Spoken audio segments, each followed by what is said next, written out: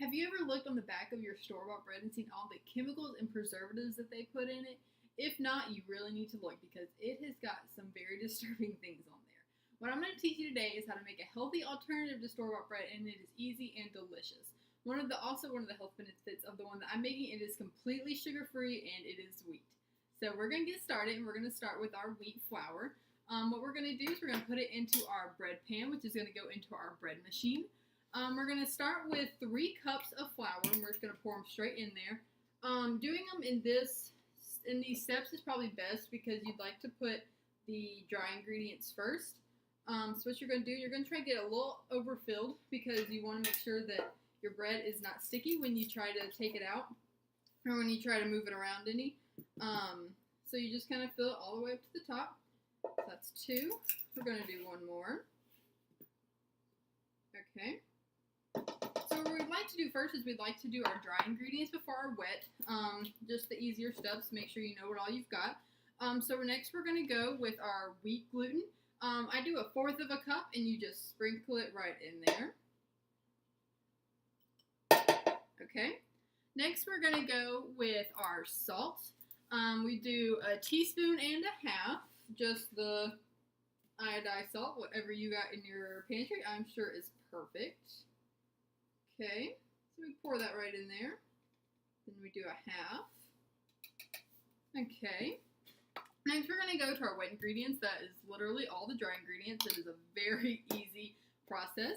We're going to go with our vanilla. We're going to do 2.5 topfuls.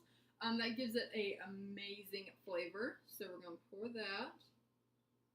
So that's 1. And 2. And then we do 1/2 one, just to give it a little bit extra because I like me some vanilla.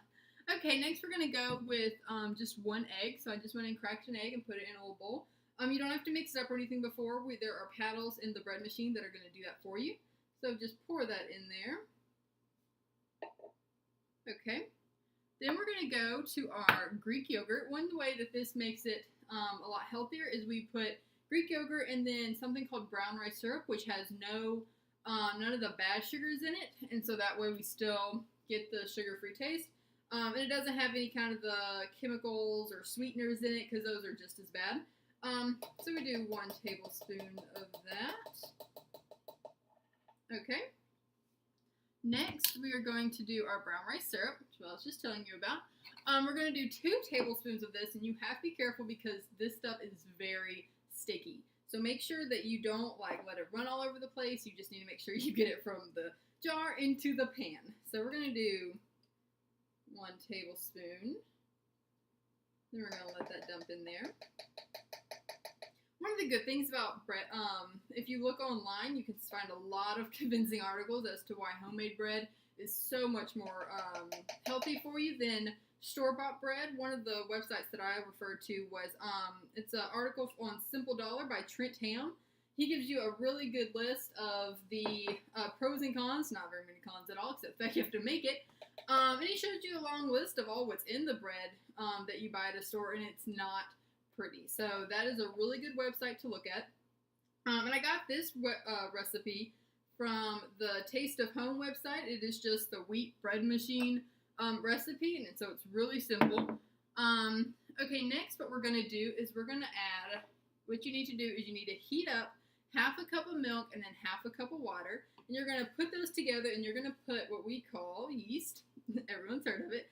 You're going to do 2 heaping teaspoons of it, so that way it's supposed to be 2 1/4, but we just go ahead and do a little bit over 2.